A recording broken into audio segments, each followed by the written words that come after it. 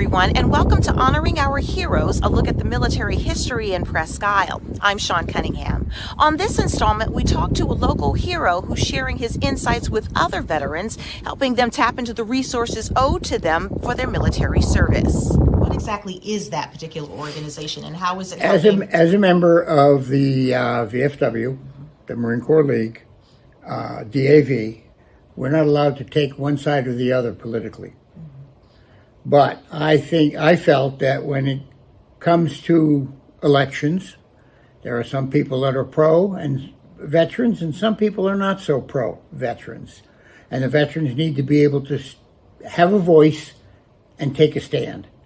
But a very good example was the attempt to close the Caribou Main Veterans Home. We found out about it, we got involved, and we won.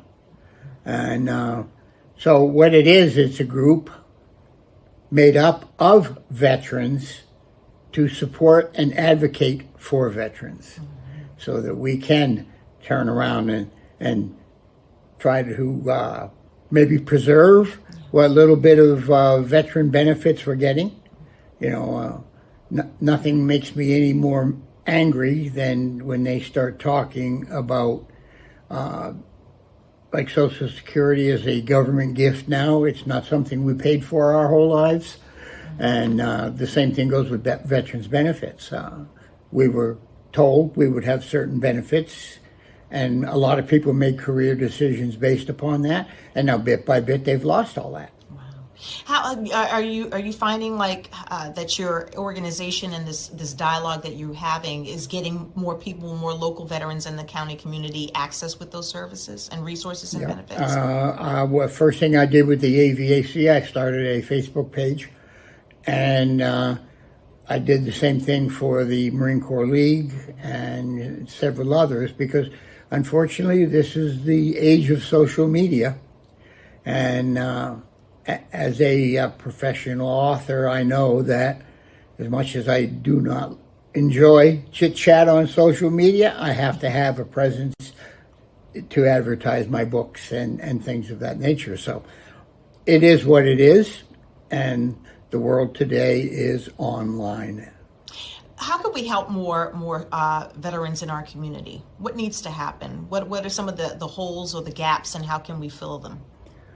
The biggest hole in the gap, and it's not anything new, it's membership in veterans organizations, such as the VFW. I recall when I got out of the Marine Corps back in early 1970s, I was immortal. I was in my mid-20s. I was never going to need all those medical things and stuff. Well, about 1975, I got an eye-opening in that I was diagnosed with pulmonary tuberculosis. And having been in Vietnam and come back from there, it was automatic service connection. And then I realized that you're only guaranteed the second you're living. And our big effort right now is to get people to get involved with these veterans groups.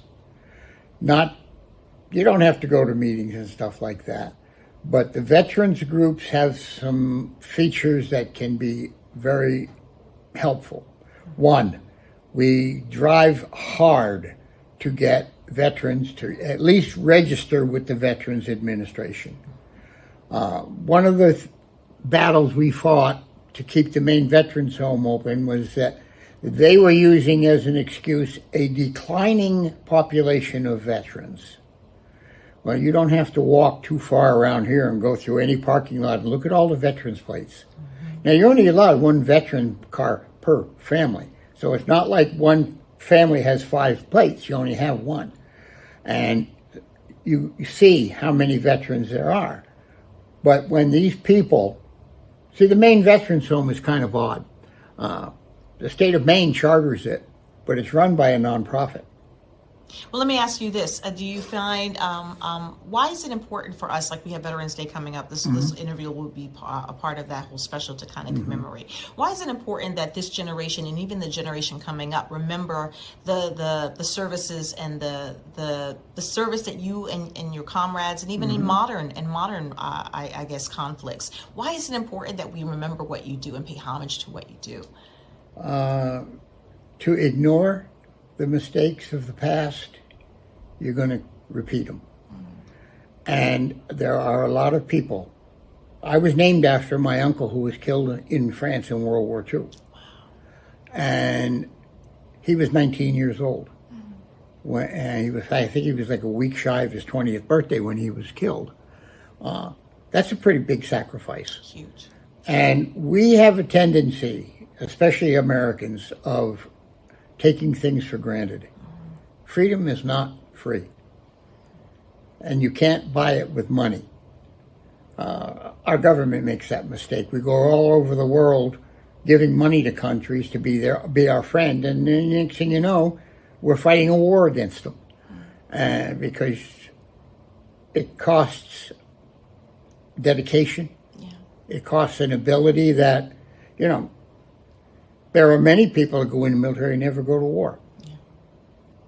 But they've made that commitment that if they have to, they will. Mm-hmm. And if we forget them, then all those people, all the way back to the American Revolution, all those deaths are in vain. What can we do better? I'll be doing the keynote speech at this veteran cemetery, this Veterans Day. And the premise of my speech is going to be, I don't know about other Vietnam veterans, but I don't know what it is about we Vietnam veterans that make people feel guilty. Every time I talk with someone, you were in Vietnam? Well, I almost joined. You almost joined, yeah. Well, maybe what we need to do is thank those people who did not almost join. The people that, our country, right or wrong, it's still our country. Mm-hmm. And, along with the privileges we get as American citizens, there also comes that cost, duty, whatever you want to call it, that we do this so that your children can grow up in a free society where the only thing that truly restricts what they do and what they can do is themselves. Mm-hmm. And that's so beautifully said. Yeah. That's beautifully said. There are too many countries in the world that, I had a very close friend. He moved here from Russia. He was a physicist working with laser systems. He put in his paperwork, this was back in the days of the Soviet Union. Mm-hmm. He put in his paperwork to emigrate to the United States. The next day, he was no longer a scientist, he was an elevator operator. And had he been denied the right to emigrate, he'd still be an elevator operator today. And his children would probably be elevator operators. We don't have to worry about that here. You want to be a doctor? Fine. But on the beach. And I laughed at this gentleman. I said, while we were hiding down beside the sides of the ship, you're sitting up there and you're crazier than we are. And but you listen and you talk to these people. Mm-hmm. And you learn their stories. I did when I was Commandant of the Marine Corps League, we did a deal where we identified all of the local World War II veterans we could. We visited them. We gave them a certificate of appreciation and an American flag.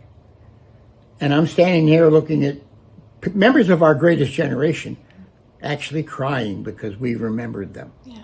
And that, people say, well, what can we do to help the veterans? Just that. Remember us, And say thank you. So I'm going to say it. Thank you.